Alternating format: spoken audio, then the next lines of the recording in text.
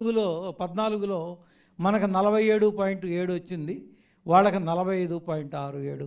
మార్జినల్గా 1-2%తోనే 14లో మనం విన్ అయ్యాం.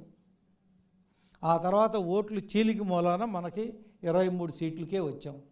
లేకపోతే మినిమం ఓడిపోయినా సరే 65 నియోజకవర్గాల్లో ఈజీగా గెలిచేవాళ్ళం.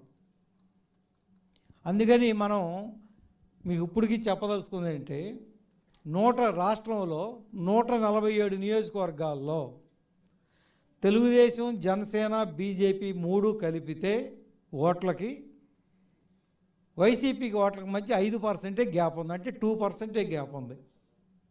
మనం 2019 ఓట్లని సస్టైన్ చేసుకుని ఇంకొక 2% ఎక్స్ట్రా తెచ్చుకుంటే 147 కాన్స్టిట్యున్సీలు గెలవచ్చు.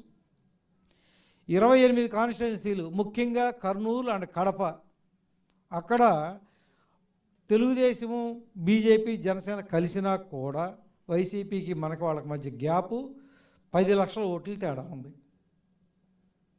10 లక్షల ఓట్లు తేడా, చాలా వైడ్ మార్జిన్ ఉంది. అందుకని మేము ఇక 175 నియోజకవర్గాలని సమానంగా అందుకని మేము బలహీనమైన నియోజకవర్గాలు, బలమైన నియోజకవర్గాలు కొంచెం పక్కన పెట్టండి, అన్నిట్లో సమానంగానే పనిచేయాలి.